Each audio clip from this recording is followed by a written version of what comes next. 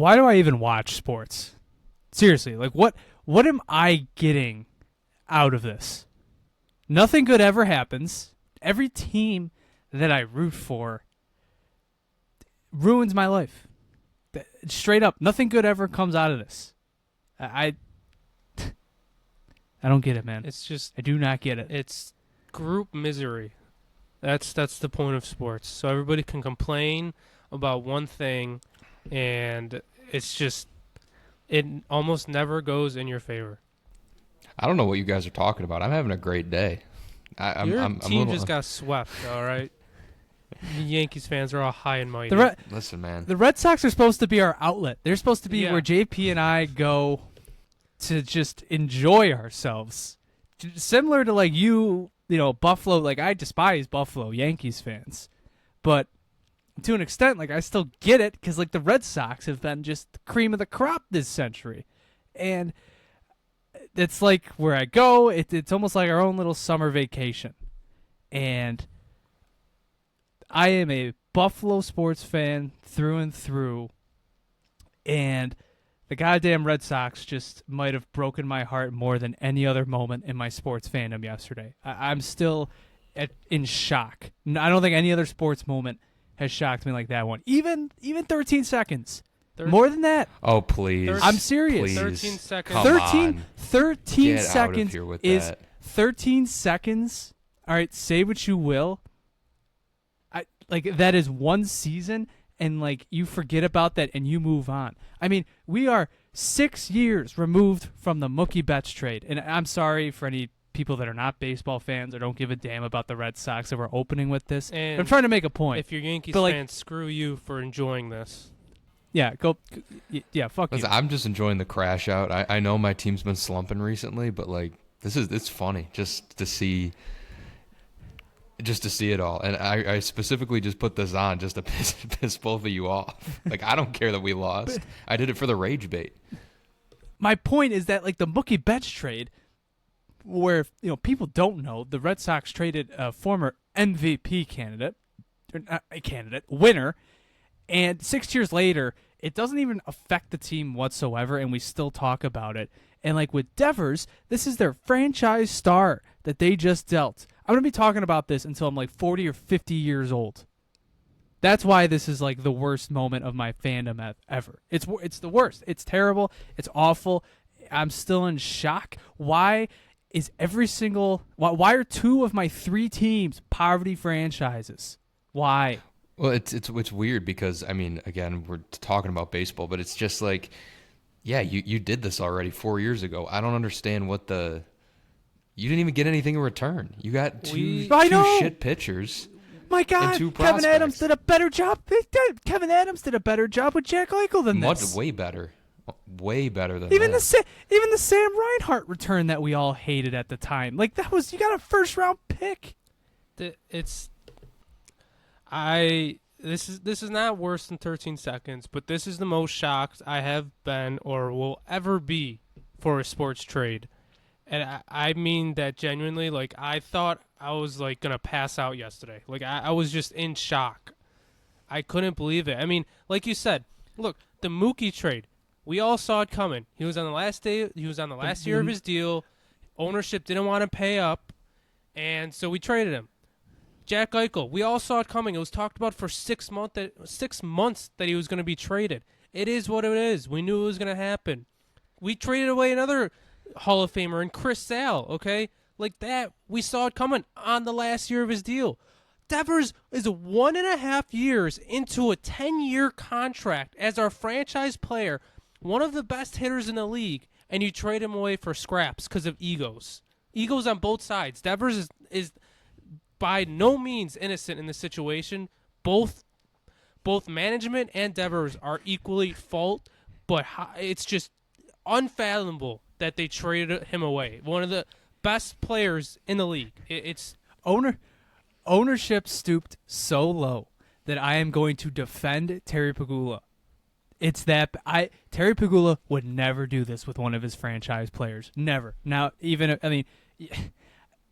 Eichel got to the point where he just had to straight up ask out. Even like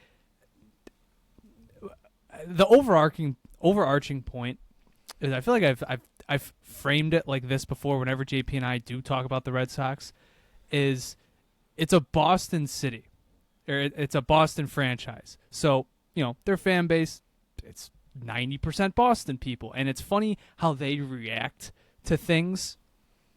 Like, this is a new experience for them, poverty ownership. And for JP and I can't fucking get away from this shit. I can't get away from it. I can't get away from cheapness and just dumb decisions. JP and I were talking with another Yankees fan last night, and we were trying to find at first we were just trying to find a comparable in all of sports, and I think the one that most people have landed on is the Luka trade for a few reasons. Out of nowhere. Which happened earlier this year. It's not quite that. I mean, Devers isn't a top 5 player in the sport. I mean, he very well could be a top 5 hitter. But I was thinking about this, and if I could make a Sabres example out of it. I got one too. I was thinking about it too, but you go first. I think it's if the team traded Rasmus Dahlin in 2021. That's what it's like. It's in the wake of trading an old core, repeating. It would be like repeating the mistakes of the past. The lovable franchise star. Is he going back in 2021? Rasmus obviously was going through a bit of a rough patch, but it's sort of like if that happened, and that's the best way to illustrate it. That's what I'm going through right now. My comparable to right now in the Sabres would be, look, positions are a little different, from baseball to hockey. Like, you could play center or winger, it doesn't really matter. It's a little different, but how I thought of it is Tage Thompson was signed as our center. He was supposed to be our number 1 center for the duration of his contract, okay? If he was told this entire offseason, you're our top center, then we trade for Josh Norris or Elias Pettersson, and we're told, okay, you're a winger now. Deal with it. And let's just say Tage was upset. I'm not saying he ever would be. It's different in hockey. But let's say he was upset. He dealt with it, was having his best career yet, had 20 goals in 40 games, and then he scored the game-winning goal against the Leafs, and then you trade him 3 hours later. And it's similar because, we're 2 years into Tage's extension. We are 1.5 years into Devers. 10-year extension. It's just unbelievable. It's look, I'm not saying anybody on here has to feel bad for any Boston fans or for us, really. Oh, believe me, you don't have to tell me twice. Feel bad for us. Feel bad for me and JP. No, feel bad for me. Screw that. No. I'm not saying you have to feel bad for Boston fans, but it is crazy what's happened to them in the past month. They traded away Brad Marchand, who's about to win the Conn Smythe and win a Stanley Cup on another team, who is their franchise center, their franchise captain. He looks like he's 24 years old out there. It's incredible. Yep. He looks unbelievable right now. Yep. The Boston Celtics lost in the playoffs because their franchise star went down with an Achilles injury and might never be the same again. The Boston Red Sox just traded their franchise player in Rafael Devers, and the Patriots just kind of stink right now. I mean, they're actually on the up and up, but they had Stephon Diggs doing pink coke with Cardi B on a boat. That's their off season. So, Boston fans are going through it right now. I'm not saying you have to feel bad for them, but it's actually insane what's happened to Boston sports the last month or so. Man, I'll say, though, Devers is going to look great with Arson Judge out on the West Coast. It's going to look amazing. I'm just glad that Devers got to celebrate Father's Day one more time with the Yankees. And I'm disappointed he didn't get to face Garrett Cole. Garrett Cole is celebrating in the rehab facility. He's throwing a party right now. Look, I'll say you guys should be celebrating because Devers genuinely did own the Yankees. Oh no, I don't disagree. Why do you think I'm trying to play this up? It's it's this is the best moment in Yankees history since 2009. Yeah. No, come on. Judge's 62 home run season was way better than that. It's literally Jonah had his 10-minute rant, a few months ago about Seth Appert. I may have topped it. I had a 10-minute rant to me and Max, who was on BST. He went pretty nuclear. I went crazy because at least Jonah was speculation and it was about nothing ever actually happened. Yeah, mine, I went crazy. It rivals for Christian, at least he'll know this. Like, it rivals my Ken Dorsey rant that I had a few years ago, just like two and a half times longer. Oh man. So, I never JP's felt hate- as shocked. JP's hate for Ken Dorsey walked, so my hate for Seth Apper could run. This is true. And I was right. I will say, though, John Carlos Stanton is coming back to the lineup tonight against the Angels, guys. He like last weekend, he faced the Red Sox Double-A team and Yeah, struck out to one of their he pitchers. was in Somerset. I mean, you Yeah. can't bat 1,000 when you're his age. Like, it's either a home run or it's a strikeout. Or it's Whatever. a torn It's a- torn bicep. This should I have been will say, one of I've never seen a man run in slow motion in the MLB. and he used to be a great fielder, which is crazy. Yeah, I know. Now he's just like this day should have been one of the best days in years for Red Sox fans, sweeping the Yankees, and At Aaron home. Judge had a freaking ghost series with 9 strikeouts and 12 at bats. Yeah, he hit a nuke, and like that was a sweet home run. I'm not gonna lie, but 9 Ks in 12 at bats. Those 3 games were, I think, they were the lowest amount of runs a Yankees team has scored in a series against the Red Sox in like almost 100 years.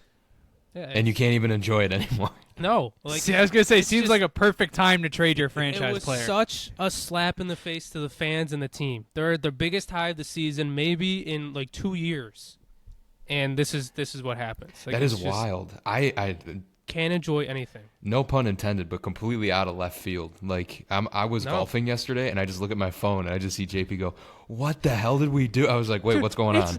I woke up from a nap to that. I'm like, I'm still like, I'm sleeping. I was like, what? I'm going. I was back at to my bed. girlfriend's place. We just finished eating dinner, and I see the text, and I'm telling you, they probably thought I found out someone died. Like, I was like in shock. I had to go in the other room, and my girlfriend was consoling me. Like, I was, Family emergency. yeah. It's just sorry for all the people who thought you were going to hear about only Sabres today, because this is. I told Jonah and Christian it would be dangerous for me to get behind a mic because I'm so upset. I was getting even more pissed off today at lunch. I was texting Jonah and Max like crazy. He's just cutting. He's like cutting his chicken sandwich extra hard. Oh my god! I know this is like our only outlet for this. It's just unreal. This must be I had how to wake up today. This must be like the way I'm feeling right now is how you guys felt that like 4 minutes that you guys thought Aaron Judge was going to the Giants for like it was. Those were some of the best 4 minutes of my life. Yeah, I know, and this is how and definitely not on that scale. I mean, Yeah, but Devers is great, at but least- like there's only one Aaron Judge. Give me a break. I agree, but at But least even Aaron if Judge was left, it's like you. Yeah, was a you free complete expected- crash out. It would be complete crash out though. but at least he was a free agent. Yeah, We thought yeah. we had Devers for 8.5 more years. And Jonah's got a jersey of him. We have to stop bought a buying fucking jerseys. I bought a fucking jersey last Our year. family's not buying any more name jerseys. I wanted to Like, bring we this are up because cursed. JP, you have a Cousins jersey, and I never I have a brought that Cousins up. jersey and a Quinn jersey. Quinn sucks. Cousins is gone. Jonah has. And I get all the slack from the jerseys I have. Yeah. Well, you have a horrible history too. What? Risto, 71 Olafson. No, or 68 68 Olafson. That has on aura. a jersey That he never has even aura. wore. 68. He never wore that jersey. It has aura. That's why. Look, we know our jinxing powers. I mean, especially Jonah. The three of us just have to agree to stop buying jerseys with numbers and names on the back because we're cursing every team we cheer for. What is your jersey on right now? Is it your Brett Gardner one? Yep. All right. I mean, I love whatever. Brett Gardner. That one's like Real lunch pill that guy. that one's fine, but like, we have to stop buying jerseys. I mean, my Red Sox jersey, I had a Verdugo jersey who I really liked. Then then he got traded and went to the Yankees and literally not on a team right now. Didn't you get him in a And- Mookie and Betts then- trade? Yeah. And then Tristan Casas was the jersey I got last Christmas, and now he sucks. I'm gonna stop buying jerseys. Buy a Roman All right, let's Anthony. be Buy fair. a Roman Yeah, Anthony his- jersey. Let's be fair. His knee was split into two. That's But look, I still love Casas, but he was doing pretty bad before that. Buy a Roman Anthony jersey right now. I'll buy an Aaron Judge jersey if that means he's going to suck the rest of his career. Don't you dare.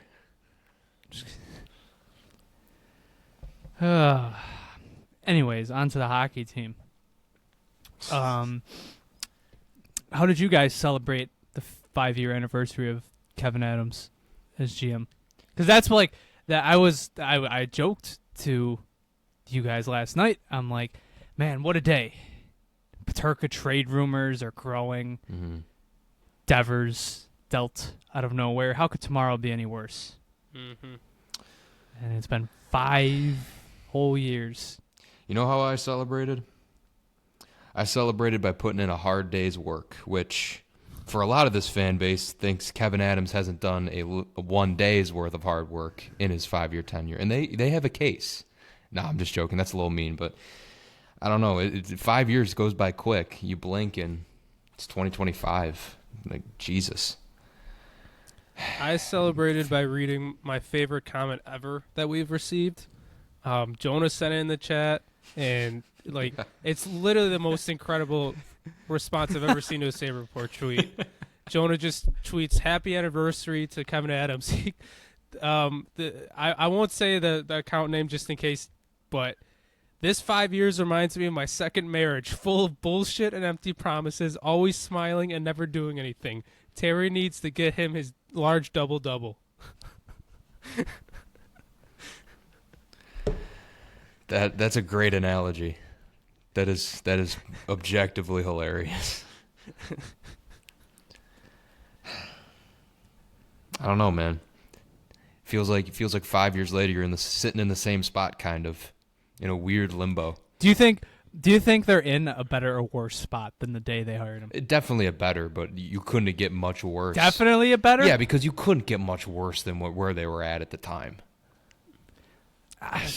If you want to say set up for the future, I mean. They were coming off a better season. I mean, Ralph Kruger's first season, they were a 500 team.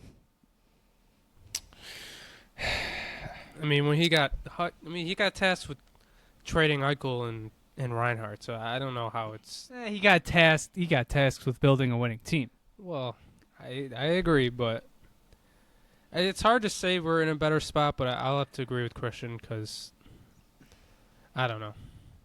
We got to stay positive. I've had enough of the negativity. Well, I don't know if you could choose the core that he had back in 2020. Or the core that exists now, who do you think you have a better shot of building a playoff team with? I think we definitely have more depth with this team. Yeah, Eichel and Reinhardt more star power. There's more depth, but if you just look at the playoffs as of recent, it's like, and look at the Olympic rosters. Look at the first 6 that are in. Eichel's one of them. Reinhardt's one of them. Who else? Who am I missing? Dude, Sam Reinhart making the Team Canada roster. Something just clicked in my head. I think the guy's going to be a friggin' Hall of Famer. He might be. I think that's our curse. If they win it again this year, like it's looking like he's going to have his second ring. Like, yeah, he might have the greatest player to ever lived, called Sam Reinhart, maybe one of the smartest players to ever play the game. Like, what the hell, dude? Mm-hmm. And then when he was here, our fan base and more or less our reporters thought he was one of the dumbest players I've ever seen. I could be happier for Sam. It's just like, all right, let's can you chill out, man? Like, we get it. Like, you're sick. It was a snipe last game. Mm-hmm. Yeah, I mean, he's unreal. We got to stop dwelling. It's tough though when this season needs to be over. I'm done watching this series. It feels like it's taken forever. I don't know what the scheduling is with this shit. It's. The playoffs, the Cup final used to never run this late. Well, I'll tell you why. It's because of the friggin' NBA. Well, it definitely is because. If you're talking about the day-to-day scheduling, I mean, if you're talking about the overall getting the season done earlier, just overall, it's getting later and later. I feel like it's started since like COVID happened. I agree, and it doesn't. It's so weird because I know they're doing it because of the NBA finals. Jonah is right, but like, I think they just had 2 games in Florida. And they had a 2-day rest between those games, but then they had a 1-day rest between game 4 and 5, which was from Florida to Edmonton, which is like a long flight. Like, it doesn't even make logical sense. Yeah, that's one of the longest flights you can make. at least Yeah, for this league. That's what I mean. It doesn't even really make logical sense. I get rest, but it's like, then why would you have 1 day behind one of the longest travels in the league? Are you saying the NHL doesn't know what they're doing? The NHL has a great history of just kind of like having the right idea but the wrong execution every single time. Mm-hmm. You know, like World Cup of Hockey, great thing. Oh, let's not do that for like a couple decades. You know, even though it was really growing the game and stuff. Or like the 2014 Olympics. Oh my God, like look at all the exposure we got to the game. Let's pull our athletes away from all of that. Why did they announce some of like the start of the rosters like today? Like I had no idea. It was just a kind little of out of teaser. nowhere, Just a little teaser, I think. I mean, it's in Stanley Cup Final is about to end, so there's a lot of eyes on hockey. So I get it. It just felt kind of random. Which reminds me, congratulations to Dahlin for making Team Sweden. Yes, definitely. Yeah. Play the class. Congratulations to the best player for making the team. Yep. Don't worry, he'll be playing in sheltered minutes behind Victor Hedman, guys. On their way to a gold medal.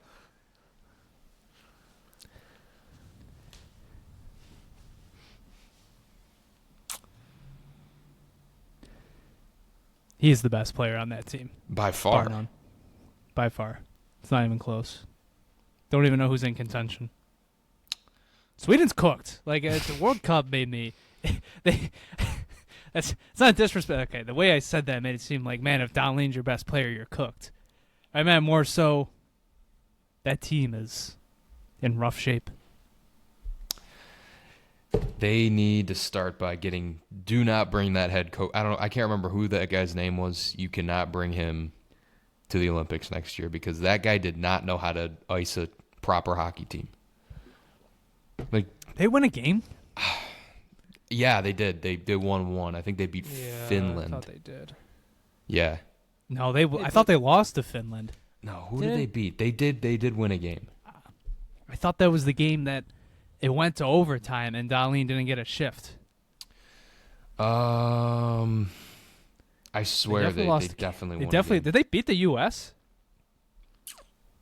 Man, all this information on elite prospects and nothing that shows a record. That's great. You know, it's crazy. You guys are saying like Dahlin's obviously better than Hedman, but it's like, who got more Norris votes this year? I mean, it was Victor Hedman. So I don't. You guys, who votes on these about. awards? Is it a class of 6th graders that vote for this shit? Christian wasn't on last episode. No. I forgot. No, is it actually a class of 6th graders that votes on this horse shit every single year? I don't know how they determine which media members.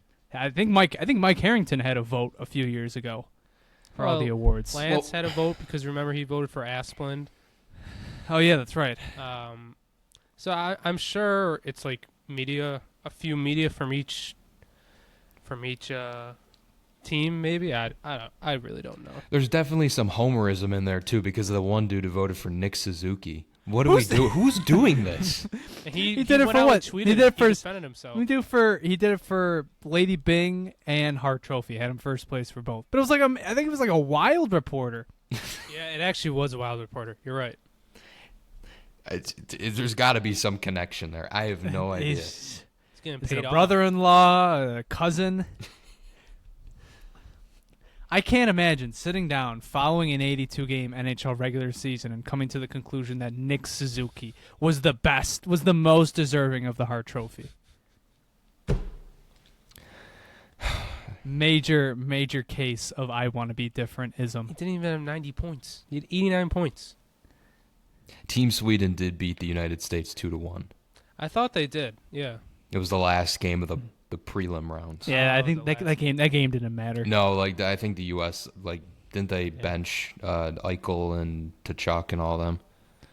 Yeah. Well, Tkachuk was hurt, but then he forced himself into the lineup to play 2 minutes in the last game. So. Right, instead of putting Tage Thompson in there, who's sitting in the press box. Or was that he couldn't play anyway because of a clerical thing? He was the emergency guy. Actually, you're right, he was. But they said Kyle Connor. Yeah, He's that was so the guy. stupid. That was the guy. Yeah. played Chris Kreider, Vinny Trocheck, and Brock Nelson. Oh my God. Just icing the what is it, the 20s. Was Brock Nelson a Ranger at one point? No, he was an Islander. No, he was an Islander. You're just icing the old men of New York City. I think he was still an Islander at that point in the season. Yeah, he was. I think you're right, yeah. And then Trocheck was a Ranger. You're just icing like the nursing home in New York City. There you go. Chris Drury was GM. Got his 2 picks in. God, that guy just really knows how to F this city over multiple times over again. And then we got to deal with all their fans with this with their fucking trade shit. Some of the best trades I've ever seen in my entire life. Every time I see one of their trades, it's just like, it's like if you gave me a spoon, I'd try and like scrape my eyeballs out so I didn't have to read that shit again. You'd think they'd learn, Nope. Humans as a species are supposed to evolve, but I guess the process usually does take millions of years. So yeah, social Rangers media has brought us back. They'll get there someday. Yeah, that's true. We are going backwards. We are definitely going backwards. Did you see that Tampa Bay Lightning could be a team that's calling on Peterka? This is via. If you say it's the NHL rumor report, I'm gonna grab you through the screen. It's not. It's via. Take your phone and slam it. That account is pissing me off so much this offseason. It's via Frank Spaghetti. He accumulates like everything. Officer Saravalli said that? Yeah, Saravalli said that. When? Like, I don't know. I'm seeing it on Twitter right now. The latest episode of the Daily Faceoff said my indication is that the Lightning are going to be one of the teams that are in the mix on the JJ Peterka sweepstakes. Oh, yeah, I am seeing that now. This was the next topic we were going to talk about. Yeah, it's a great transition. Sabres are reportedly listening to offers now. They don't want to trade him, but it's confirmed they're listening, at least. Is Michael Perbix a free agent? Is that his name? Michael Perbix? Yeah. Oh, he's a free agent? Okay. Dude, this market's working out great for him. He's going to be like the only right-handed defenseman left. Who would you trade JJ Peterka for right now? What makes sense? It have to be a proven commodity coming back. But I can't like this is what JP and I discussed about Byram for like 20 minutes last episode. Like, it can't be like buy something with Peterka. Right, yeah, you combine something with it. Like, I understand like they probably would want to do a hockey trade, but stop with the hockey trades. Like, you're not going to win. Go up a tier. Like, get frisky for once. Try throw a Hail Mary. Do something fun. Like, I'm not excited for the eventual Byram for Liljegren in a second trade. Like, I'm not looking forward to that. Even if I think the Sabres come out of that on top. It's like, when was the last time they acquired a big name guy in a trade? Jeff Skinner. I mean, Byram was a big name. Well, I'm talking not a hockey trade, but something where we sent multiple assets for one guy. Where we paid up. Yes. Jeff Jordan Skinner. Greenway. Greenway did come to mind, but that was only a third-round pick. I mean, I was pretty hyped about McLeod, but like that's a hockey trade. That's such a sad statement. It's I actually do think it's Jeff Skinner. Unless someone else remembers a different one, because we paid two assets for one. When has the math ever flipped the other way?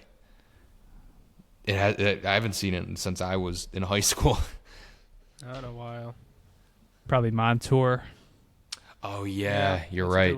That's a good one. First and Gooley, right? Mm-hmm. Brendan Gooley, eventual first pairing defenseman. Brendan Gooley. He doesn't even play hockey anymore. No. Yeah, he's selling insurance. Oh, dude, I was thinking about this the other day. What was I thinking about? Like, what led me to this? Somehow, I was thinking about like the lineage of ownership, and I'm just like, what led me to this like thought process? I'm kind of frustrated at myself right now. I remember. Yeah, this was like a long, like conversation I was having in my head. It was like about like the offer sheet stuff, and like in my head, like I was just thinking about like the Vanek offer sheet, and just the whole summer of '07, and overall, just like how like Terry Pegula has been so bad as an owner that like Golisano and Larry Quinn are. Oh, that's what it was. I saw Larry Quinn is going to be in attendance for like some draft event, and I'm like, that dude should be like barred from entering the city of Buffalo. But it's like so much time has passed and so much worse stuff has happened that it's like Everyone acceptable forgets. to see him in public. Like when he was at a game earlier this season, or like this season, I guess. Like he was at a game back in like October, and there was like no outcry. There was nothing, and it's like that guy is responsible for like the spiral downward. And the point I was trying to make was that like that's what time does. Like that's what time does to like Tim Murray. Like Tim Murray's seen as like a visionary. It's a vision. And He's seen as Leonardo da Vinci of his time. Just but like He was ahead just of he had his the time. wrong idea a few times. to bring this, but to bring this back to Brendan Goulet, the point I like came to in my mind was like, by the time he left, like Nick Baptiste, Justin Bailey were your top forward Nick prospects with Baptiste. Alex Nylander, and Brendan Goulet was like our guy. He was going to be the second pairing, like the lock it in second pairing defenseman of the next decade. And the guy doesn't play hockey anymore. He retired multiple years ago. Every time, dude, Nick Baptiste is such a throwback. Dude, he for a minute he had some hype behind him. He had some hype behind him. I thought- And Justin Bailey. I'll never forget. It was, I think it was the Charging Buffalo. It was when they were still writing a lot at the time, and they were doing like not projections, but the article I think was after like the 16-17 season, and the article was titled 5 options to play on Jack Eichel and Sam Reinhart's wing next season. And the conclusion they came to was that the best possible winger to throw on their left wing was Nick Baptiste. Cook. Nick Baptiste, what a guy. The real Wonder what answer he's should have doing been now. Evan Rodriguez. Yeah, man, that was a. I remember listening to the 2020 deadline. This was right before COVID shut everything down. I was at UB. I was going to class, and I was just like listening. And I remember, like, I don't know if it was that specific morning or maybe like a few mornings before, but the instigators were just dumping on him. They were like, "This guy's useless." Like, I'm not. This is not an actual quote, but it was basically something along the lines of, "This guy shouldn't be playing for this team. He's useless. He's not good. It's like this isn't a hockey player you want on your team." Blah blah blah blah blah. And look where we are. Like 5 years later, playing top 6 minutes for a Stanley Cup team that might go back to back. On the wing with Sam Reinhart. On the a lot of wing nights. with Sam Reinhart. This could have been the Sabres team. This literally should have been our team, man. Meanwhile, we got memories of Nick Baptiste while we're trying to wrap this, put a bow on this season. Goulet. Do you remember that Twitter trend that was going viral? It was Twitter, TikTok. It was everywhere. It was like, it's like a child saying, or it's like somebody's kid saying like the random name of their parents' like childhood. Like, I'm so hungry I could eat like your And it's like your 2017 childhood best Nick friend's name. Baptiste. Yeah, that's what I was saying. I was like, I'm like, my kid's gonna say one day, I'm so hungry I could eat 2016 Brendan Goulet.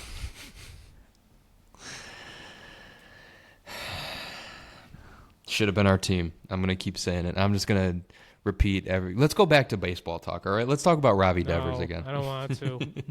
I really don't want to. Before we started this we never really before we started this episode, when I was leaving work and I was finishing up last episode listening to you guys, I was like, guys, we got to chill with some of the negative talk. And look what this has already turned into. That's all this thing is. It's basically just constant venting. This is just a safe place for me and Joe at an event. That's what it is at the end of the day. It's not a safe place for me? Well, it is, but, I mean, today's our episode not my day. with the Red Sox. Okay. Yeah, today's not your day. You get plenty of other times that we're in. Today's not my day. I'll concede to you for the day. We never really touched primarily. I mean, we kind of touched on the topic, but the whole Peterka thing. How do you think this ends? You know what? The conclusion that I drew in my head, that there were reports that the Sabres would match any offer sheet that was thrown at JJ Peterka. Do you just hope for the offer sheet and then put this to bed for the foreseeable future? I feel like if it gets to an offer sheet, it's going to be more than we'd want to pay him. Am I wrong? I don't think anyone's paying more than 8.5. I don't know. I feel like the offer sheet conversation is so kind of backwards.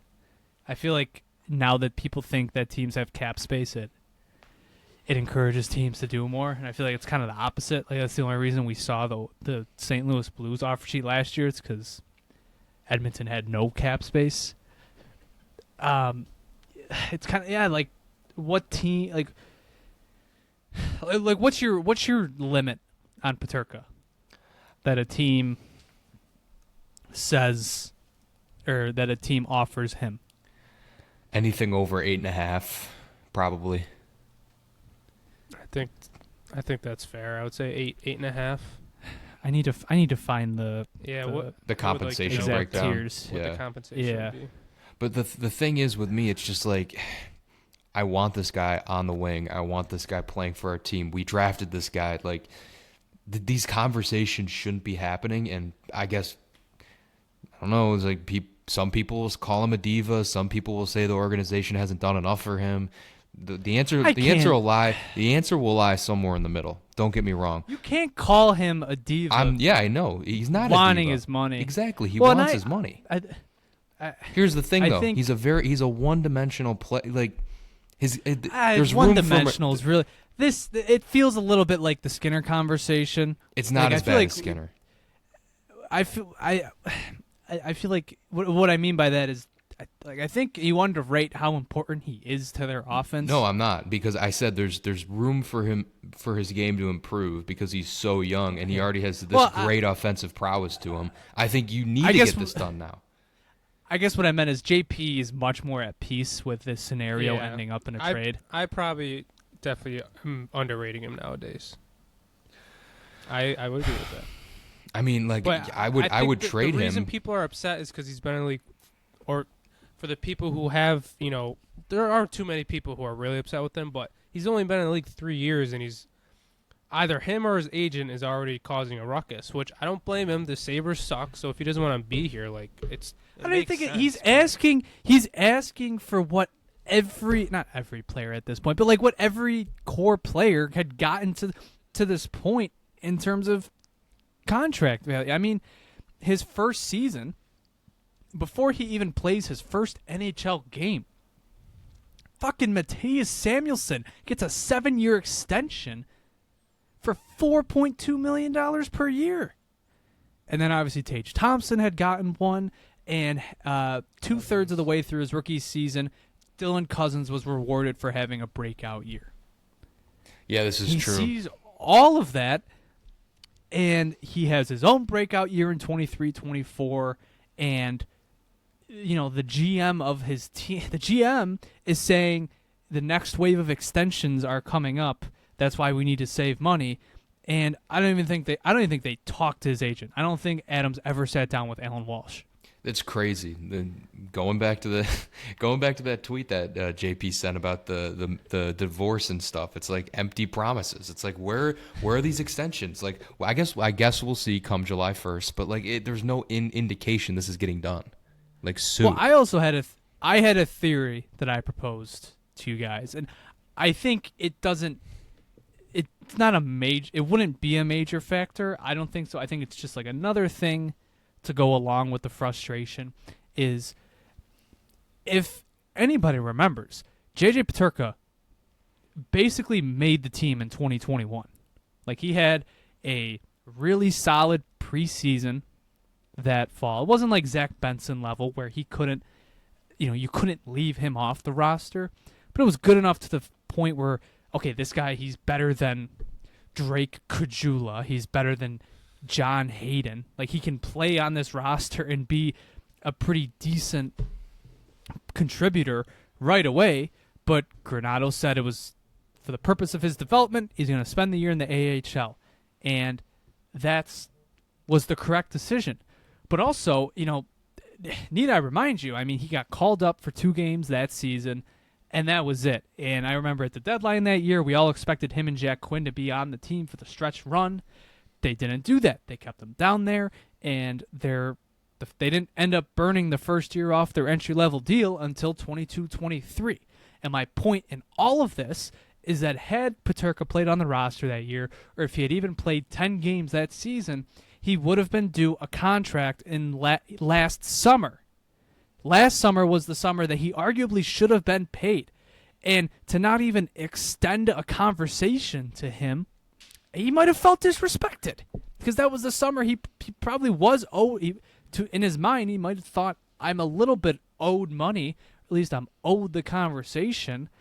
And you also said that, you were going to extend myself and, Jack Quinn and, Levi, and that didn't happen.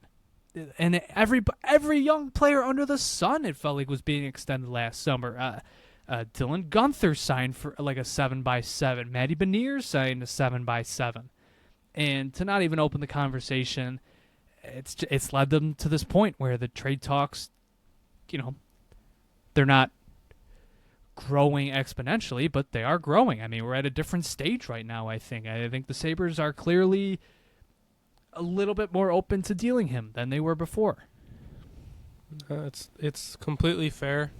It's like, I feel like no matter what, he's probably not getting like a long-term contract now. Like it could just be like a bridge deal, and that could get us in another. Deal. I was just gonna say it could get us in another Sam Reinhart situation, which I don't think is a ceiling to be Sam Reinhart, but it's just kind of similar situations. I think someone said this on WGR today. I don't know if it was Sabres Live or if it was Schopp and the Bulldog, but they were saying how this will be a test of Adams saying, we want players who want to be here. If Peterka's truly unhappy and then he doesn't want to be here, well, then trade him. But if you're going to say, we want players who want to play here and then say, oh, deal with it, like you're going to play here, then it'll just force him at gunpoint. It'll just be interesting. Like, I don't know. Like, I like Peterka. I just think my gut feeling is that he's going to get moved. If there was already rumors of stuff happening last season, at last deadline, that, there's teams calling about him. We didn't want to trade him, but, there was already rumors. I just felt like that was groundwork for what might happen this offseason or even going into next year. If we suck next year and he signs a bridge deal, he's going to ask for a trade. Or it might just be more his agent. We know, his agent is a very, vocal agent, but that's he's a loser. I thought you were about to call him a douchebag. No. He is a loser. Yeah, it's just the sense that I'm getting. If I felt like at the trade deadline this year, it was groundwork for what's going to happen in this next year, that he's got to ask for a trade, or we trade him, or, we're actually good and he stays here. And then if we have one shitty year, he's going to ask for a trade again. Like that's just the gut feeling I get. And by the way, he has not asked for a trade. I said trade again. He never asked for a trade, so I'm sorry.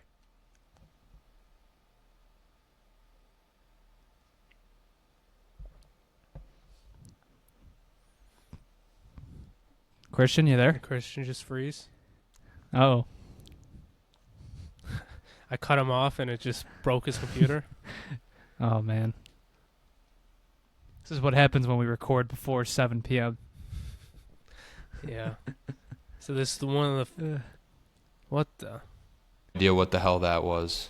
This is one of the What few the hell times happened? there's natural light in my room. It said people are like, these guys are awake during the day. Yeah. The thing just like shut off on me, and it said, "Oh snap, out of memory." And I had to go back. So I'm hoping is my thing still like uploading to the cloud? It says it's uploading.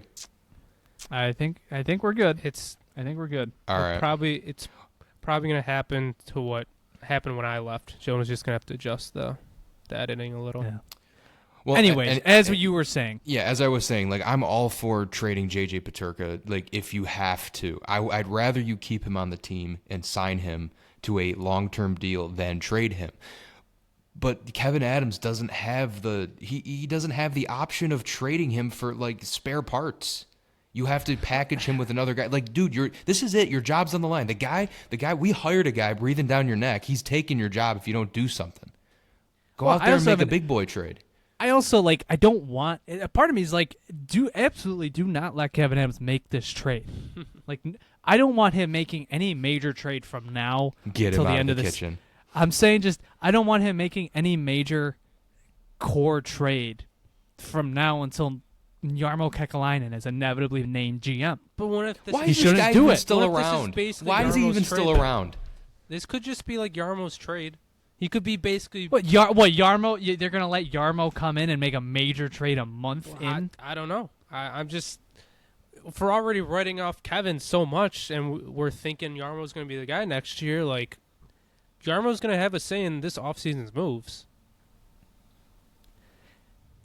Terry Pegula's not going to go 5 years of refusing outside NHL help and then just handing the key to the first guy he hires from the outside. Why is Adams even still the GM if they brought this guy? I mean, I get it. You brought him in for an advisory role. They're trying to assimilate him into the Pegula culture. That's what it is. It's like, are we running a Make-A-Wish or something for this guy? He's been the GM for 5 years, and he hasn't gotten us over the hump. Who gets 5 years usually? I think at the end of the day, my biggest issue with this whole Peterka talk is I don't think I'm willing to give him as much as he's probably going to get or he's asking for. Like, if it would be like a 7x7 right now or something like that, like, I think I would sign up for that. $6.5, $7 million, but I think he's going to get 8.5, and I don't think I'm for that. They could have so easily had that last summer. I agree with that. So easily could have had that last year. Could have gotten like a 6x6 or something. Well, I know we never touched on it. So the bracket that Peterka would likely be offer sheeted at, it's $6.8 million to scratch that, $7 million to 9.3, and that's a first, a second, and a third. So if a team offer sheets him at like 2 year, like a part of me feels like Peterka would just be another Kokeniemi situation where maybe they just go nuts on a short-term offer sheet and then do a much more favorable contract afterwards. I don't know. Let's just say a team offered him 9.3. Are you taking those picks? Well, isn't 9.3 above the threshold you just said? It's 9.36. Oh, that's the. Yeah, I think I would match in this range. Like, I don't think the return. If it was like 2 first, I think I would consider. But like a first, second, and third really isn't much. Even though that's like way outside the range I want to pay him. Yeah, I'd probably match that too. But if they're going above 9.3, what is it if they go above 9.36? Isn't it like 3 first rounders? It's 2 firsts, a second, and a third. So you just get an additional. I can't imagine a team will do so that. unless a team offers JJ Peterka $11.4 million, in that situation you get 4 first-round picks. So I guess what if a team offers him 9.5? Is 2 firsts, a second, and a third? Is that enough? I think it would to say goodbye. Yeah, it would be for me. Well, if you're already going to offer him 9.3, Christian's like, more fucking picks. Is it two? Well, it's $200K more. We already did the 9.3. We said yes. I don't care. Sure, yeah, I'll keep him for 9.5. I think it would come down to like what the term would be too. Well, let's say full out. Let's say 8 by 9.5. Oh, To me, it's like Or 7.9.5. you get those 2 firsts back, and then that's ammo to trade for something. But at the same time, Okay, but what if you're just it's gonna what use- if it's if you're just going to use those picks to trade for something, then just trade Peterka to trade for something. let's say it's a team like I mean, there's no way they have the first round picks to offer sheet, right? Tampa can't do that. I don't know. Let's say it's Carolina. Carolina comes at you with a 8 by 9.5 or 7 by 9.5. So you're talking about a team that's usually at the back half of the first round. Do you really value their first round picks like that? nope. I would just match it. You know, I think it's a different conversation if a Chicago Blackhawks do it. Let's say they swing and miss on Marner and Ehlers, and like they just have a bad free agency and get desperate and do this. I feel like if a team like if Chicago offer sheets you, oh man, that's tough. That's a tough call. I don't know. It is a tough call, but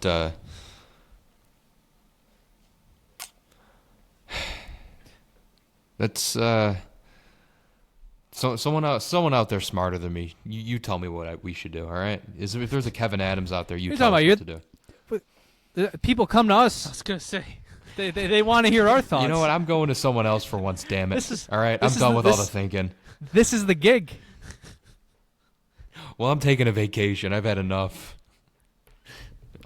I'm just joking. I don't know. I think if it was like a Chicago, I still think I would match. I don't know. I just have this idea in my head that instead of taking the capital, you just have Peterka on a deal, and then if you still want to trade him, as long as he doesn't fall off, that's your risk. You could still trade him because, I mean, you're taking on 4 risks anyway. The first-round picks, they don't pan out, and then also you're setting yourself back in the organization further. You're basically telegraphing that you might be going into a rebuild mode if you don't immediately try and trade those picks away.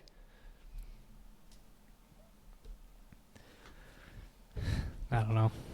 I think it is interesting that quote unquote stuff is like, you know, amplifying. It's interesting. It's interesting that the Friedman report came out, and then apparently they've had a few offers that have actually piqued their interest a little bit. Yeah. It makes you wonder what teams are maybe willing to give up for him. Yep. Like if Tampa, I feel like if Tampa comes to you and says, we will trade him for Anthony Cirelli straight up, what do you do there? What's Cirelli's contract right now?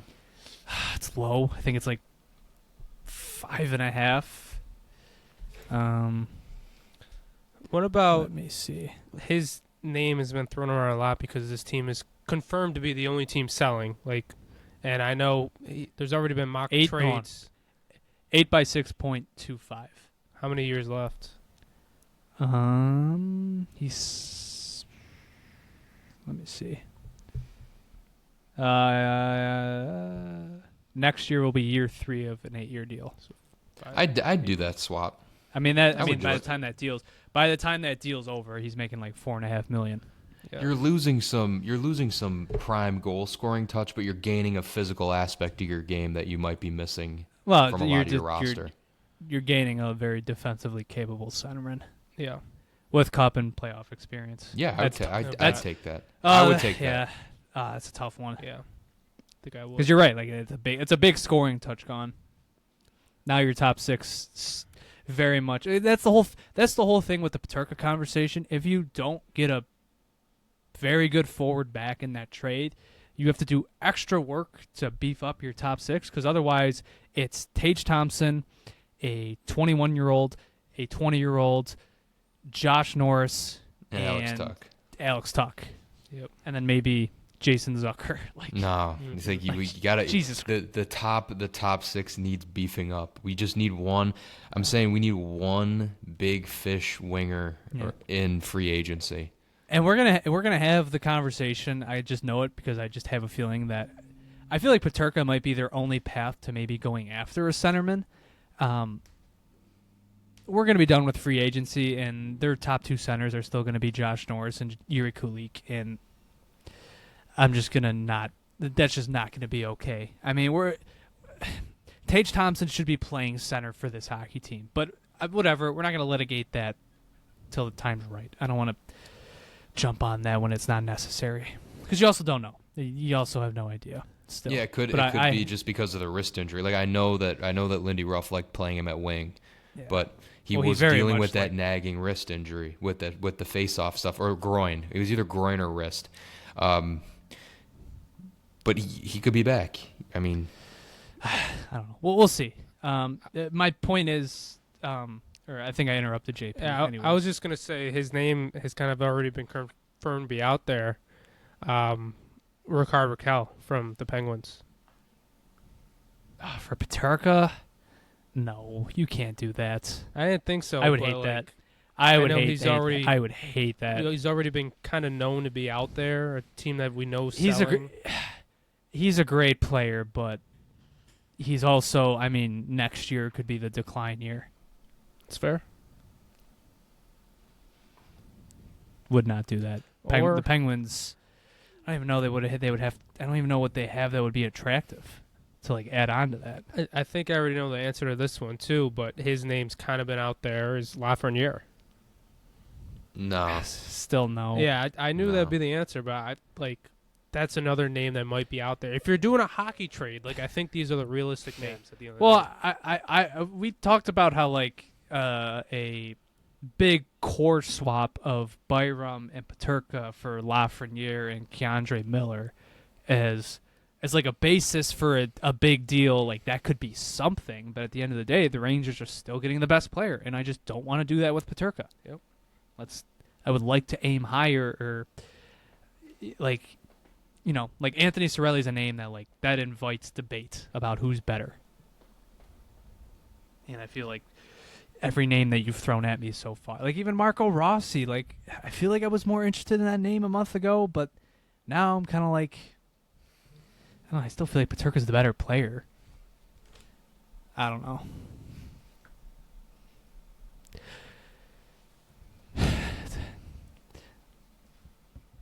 Just need the offseason to start. Yeah. When's Game 6? It's gotta be tomorrow. Yeah. They're going 7. I just know. Probably. But Skinner's going to be back in. Stuart Skinner, I mean. Yeah, Jeff might be over. done. Yeah, it's Jeff over. Might be cooked. Jeff might be done.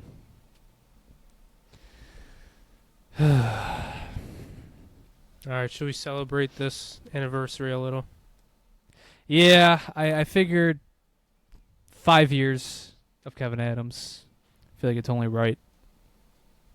If take a step back and rank the 5 worst and the 5 best moves of his tenure. But actually, before we get into that, so obviously when Christian and I did an episode about Adams' tenure last year, it was a lot more in depth, and we went year by year, season by season, and it was before the start to last offseason because it was around this time last year, and I think we were pretty kind to him. I think in totality we agreed that he was kind of, he was set up for failure his first time around here. He nailed the rebuild years, the following 2 years, and then 23-24 he kind of, stumbled. And now that we are through year 5, man, has just the overall outlook on his time as GM just changed a ton. And I think every day that we pass by it, I just think, man, that 2023 summer was a huge, massive missed opportunity, and it set them a year back. When I look at Adams' tenure, that's just what comes to mind. Like this like last summer and now this summer, it feels like you're still chasing 2023. Like that was the year to keep building, keep going, and Connor Clifton and Eric Johnson were all they had to offer. Yeah, that was one of the first ones that came to my mind when we were ranking the worst. It was just those two. Especially Eric Johnson. Just what a waste. Did nothing. Except go into the locker room and proceed to say we need to change the way we play. And it just handicapped our whole season.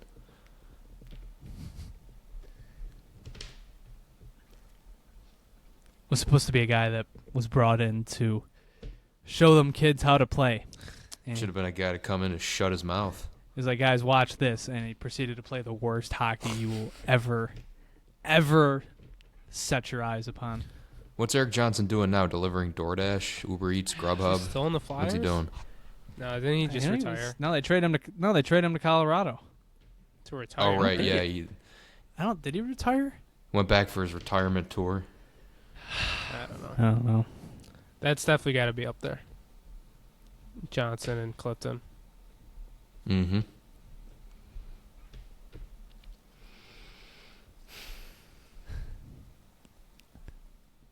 What about best moves? What are the 5? Can we come up with 5? I think we can. It's funny because he really has not done a good job at the end of the day. He hasn't built a winning team, but I think we can name more good moves than bad moves. His issues. He doesn't make enough moves. Exactly. That's the thing. His issues in action versus making like bad moves that really kill the franchise. What's his best move ever? I think McLeod and then Zucker. I think those would be two of the top ones. I'm including contracts. Oh, like signings? Oh, Tage Thompson's up there then. Yep. Then that's got to be number 1. Samuelson would Here's be a wild card. Crazy. Here's a wild card because I've always loved this move from the very beginning. Tage Thompson's contract before the big signing.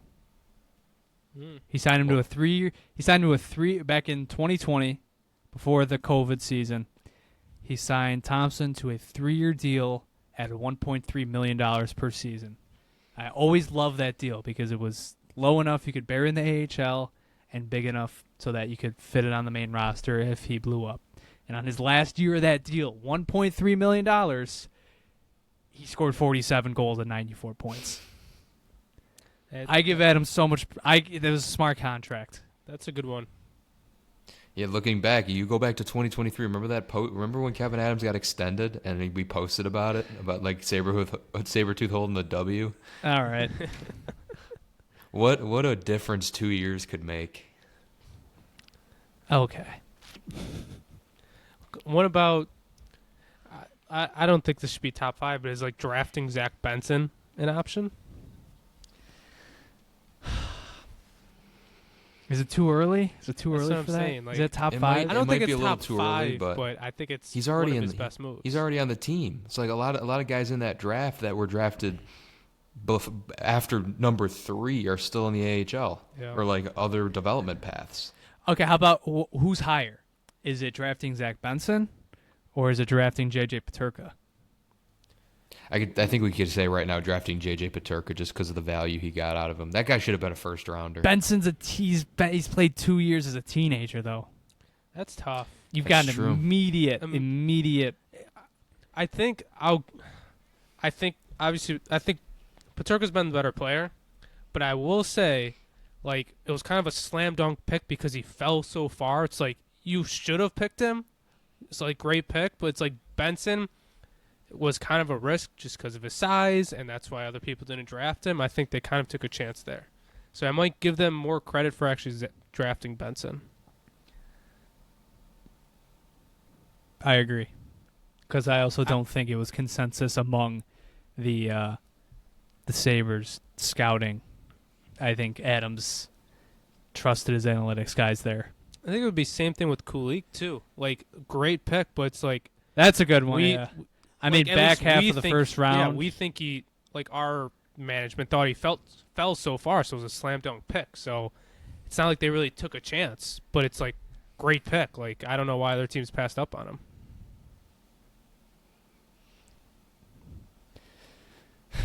That is kind of the sad part about this. Most of his best moves are probably draft choices. Well, do you put any of the rebuild trades in there? I think you're forgetting about Risto. Getting a first-round pick for Risto. I agree, but it's Isaac Rosén really hasn't become anything. Yeah. That's the only. I think it's still killer for the time and probably should be on the top 5 list, but you probably won't get people excited. Yeah. If this list were up to me, I would be ballsy. I would throw the Eichel trade on there. I think it's fair. Getting I Tuck think back. considering the circumstances. Yeah. I think it's the fair. fact he got something that people did not laugh at and has become a decent value trade. Not saying they won it. I mean, I guess it would be weird. Honestly, that probably would be pretty poetic for Kevyn Adams to put a trade he lost on there as one of his better moves. I agree with that.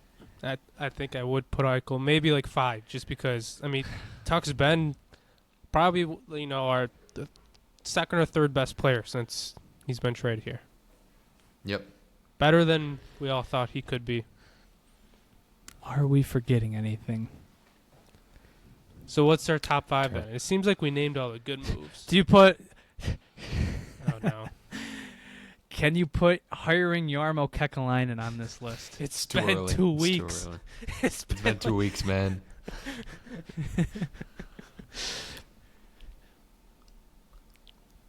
I don't know. All right, let's give the people what they want. Let's rank it. What's the top 5? All right. What's his best move ever? Is it the Thompson contract? Yeah, I'd say the Thompson contract. Okay. Thompson number 1. What's number 2? McLeod. Considering what you got out of it, and considering sign how the that. media Exactly. just lapped him with it, I would say McLeod 2. Okay. McLeod 2. Number 3. This is where it gets tough. Zucker has to be in the top 5 somewhere. If you want to put Does it he, though? It's the best free agent contract. It's probably in the best Sabres free history. agent's contract we've ever had. I know, but it's not a high bar. I know, but still, they got over the bar. It's a high bar for us. I don't know if I could rank that over Peterka or Benson. I don't know if I would put Peterka on this. Like I said, it's like He's a second. They traded up, and he was a second-round pick. no, I agree. Like it's a great pick. Jameson, have you seen the second-round pick history of this franchise since I agree. Tim Murray was GM? I agree completely, but I'm just saying it's like I don't know. Christian, you're the tiebreaker here. What's the third best? I'm not saying I'll put Zucker 3rd. I'm just saying I think he should be in the top 5. I'll do the JJ Peterka pick. Put Zucker at 4, and then put who's 5 with the Eichel trade. I think Eichel trade being 5 is fine. Oh, man. That's going to get people angry. I hope they get angry. Do we have the balls to do this? Come at us. I don't think the Peterka draft pick should be over I the can't go that Benson far. draft pick. I can't go that far. I can't put the Eichel trade over Benson. I'm good with that. Eichel All trade's right. right on the outskirts. Or cowards. Can't put that out on social platforms. Dude, All right, 5 worst. You could do an honorable mention just to stir it up a little. Yeah, Jack Yeah. Eichel, honorable Just try to mention. throw it in there like yes. Eichel. What the fuck is this kid on? Yeah. All right, 5 worst. What's the worst thing he's ever done? Bar Eric none. Johnson signing. Johnson and Connor Clifton together, I think, should be number 1. Same day, Okay, happened so within minutes. We'll just put 2023 free agency. Yes. Yes. 2023. I think that is far and away the worst thing he's done. Samuelson extension, Yep. number 2. That's Number got to 3. be 2. That's got to be Number 2. It's 2? so bad. It's so bad. It's not okay. He is not an albatross It's not like he signed him. They might be able to get out from under this contract this offseason if they really Good, wanted they better. to. That is not number 2. I'm not. And then what? 4 or 5? Like that has to be on the list. Firing not the that entirety many- of PSE on his first day. Well, I would that's put on the Terry Josh Norris. Pagula. No, I look. I might. Look, no. I might. No, look, I might put no. Josh Norris. I on put this Josh list. I Norris get the up there. discourse around him on Sabres, but like he's played 3 games for us. Like as All right, as a I'm telling you- Sabres fan base, we need to give him a chance. I understand. In a year's time, here's my hot take. All right, in a year's time, when Adams is no longer GM, and we can reflect on his tenure in totality, I won't call it trading for Josh Norris. I will just say fumbling the Dylan Cousins trade. It will be on this list. 100%. It will be on this list. I can hear that. I just think us as a Sabres fan base needs to give him a chance. He played 3 games with us. Fair enough. What else? Should we? Oh, man, do we just say fucking and put the Palm Trees press conference on there? Yes. Yes. Yes. Yeah. His That worst was move. Terrible. One of his worst moves as GM, going in front of a microphone. Yes. That was terrible. It was a slap in the face to the fans. Yeah. Okay, Palm Trees number 2. Number 3. What else? Kruger was under him, right? He didn't hire him. No, but I'm saying Not not Wait, firing can him we after revise- him? 16 games? Can we revise the best list? Can we just put firing Ralph Kruger on there somewhere? Number 1. I can't. I don't think. I think we are very well aware that was not his decision. Yeah. I can't blame the Kruger stuff for him. I'm not saying Other blame bad him, stuff. but yeah, that's fine. That's fine. Here, I got a good one for number 3. Oh, jeez. Accidentally firing someone. Oh yeah, they had to That's- bring him back into I the can't building. blame. No, I cannot blame. That was an official move. Yeah, that was something I- he did. Yeah, but he didn't want to fire 70 people on his first day of working. So He read the I'm list not- wrong. No, I'm not blaming him for something that Terry Pagula could have done himself. Not. Man, 5 years ago today, a lot of people are buffing up their LinkedIn pages. Yeah, I'm not blaming him for Terry being Put a in coward. the open for work on their It's, profile all the picture. people who work for the Sabres on that day just open for work comes up at the same time. Those poor people. That will Oh, that's not be horrible. on any list that I'm on. Okay, JP will not be associated that's- with it. That's Terry Pagula being a coward. fair enough.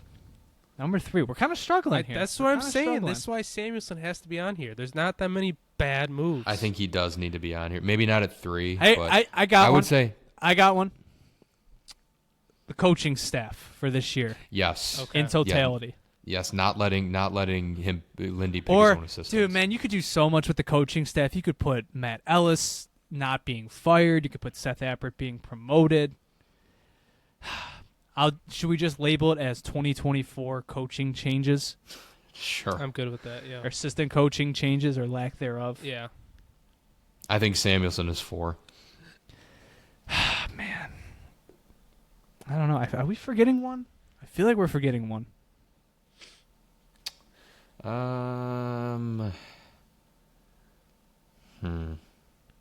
The Taylor Hall signing. How about I buying know, Jeff Skinner yeah. out and then not using the cap space? Even though Yes, that's a Yeah. bad one. it might That's be a bad more one. Terry once again, but I think that's got to be. He's on attached to him. It is what it there. is. I think that should be on there. So are we going in that order? Yeah, not It's number 1. So it was 2023 summer. Palm Trees press conference. Coaching staff changes last year. Matthias Samuelson, Skinner buyout. I would go Skinner buyout then Matthias Samuelson. I wouldn't label it as a Skinner buyout though. It should be like not using the cap space gained from the Skinner buyout, because we were all fine with the Skinner. Well, buyout. yeah, obviously, yeah. No, I don't disagree. Yeah. And then I feel like we're forgetting one. do we have an honorable mention? Honorable mention.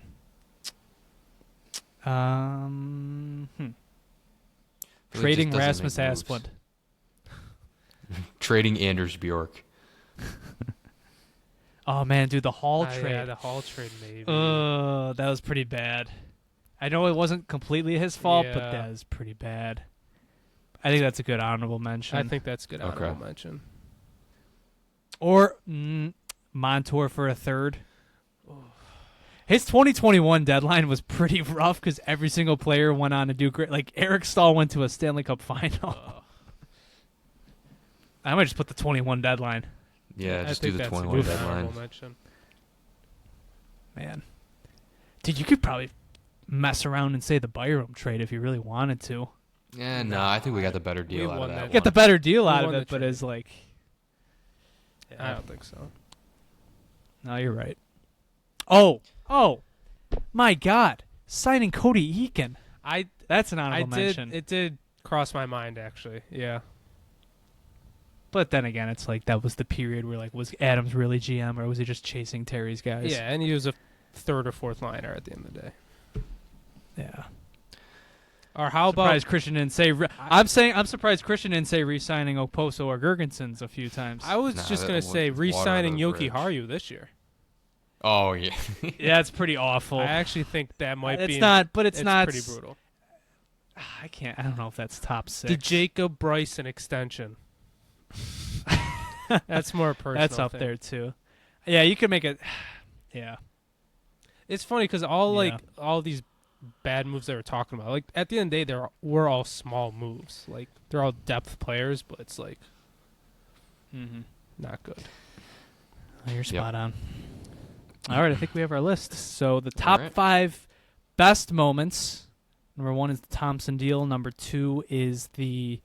What was number 2? I didn't write these down.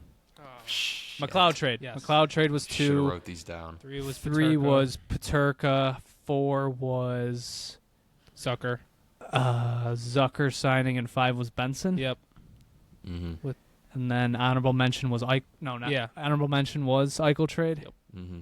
Okay, and then worst list. Worst was 2023 summer. 2 was the Palm trees. what was 2? Palm Trees press conference. 3 was coaching staff. 4 was Samuelson, and 5 was the Skinner buyout, and honorable mention was. Did we settle on an honorable mention? Yoki Haru. Okay, we'll say Yoki Haru. Yeah. I think that's a good one.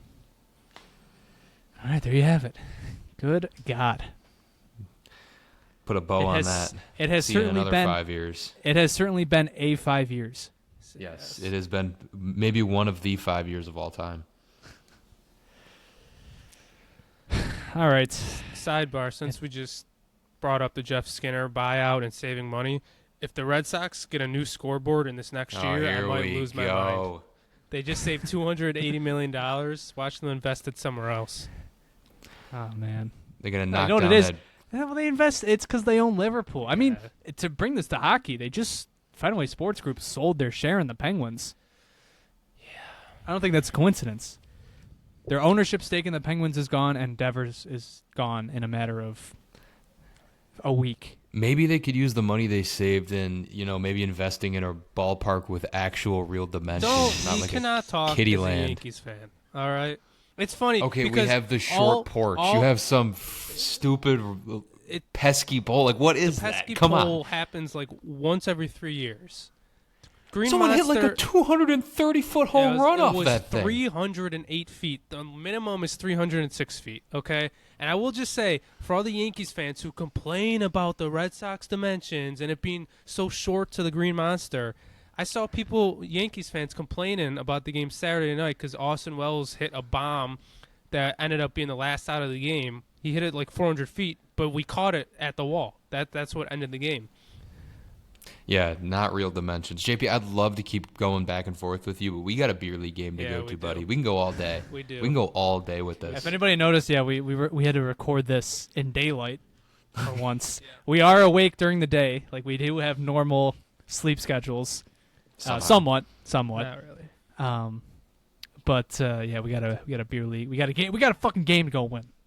That's right. Like right now, we're gonna be so Like right late. now, we should probably get going. Yeah. So, thank you for listening. Next time we'll talk. I mean, it might be when the cup's awarded. It'll probably be later this week at some point. Probably do. Our next episode probably will be an off-season preview. So, stay tuned for that. We'll talk to you guys soon. Thanks for listening. If you want to follow us on Twitter, you can follow us at the Sabre Report on Twitter, Instagram, TikTok, YouTube. If you listen to this on YouTube, Be sure to like, share, and subscribe. Tell us what you thought in the comments down below about if you're a Red Sox fan, send your condolences in the comments. Tell us what you thought about our Peterka conversation and about our best moves, our thoughts about Adams' best and worst moves. If you want updates for the pod, you can follow us at Sabre Report Pod on Twitter, and go give our friends at the Buffalo Sports Talk podcast a listen as always. But other than that, thank you guys for listening. We'll see you guys next time, and as always, go Sabres. Go Sabres. Go Sabres.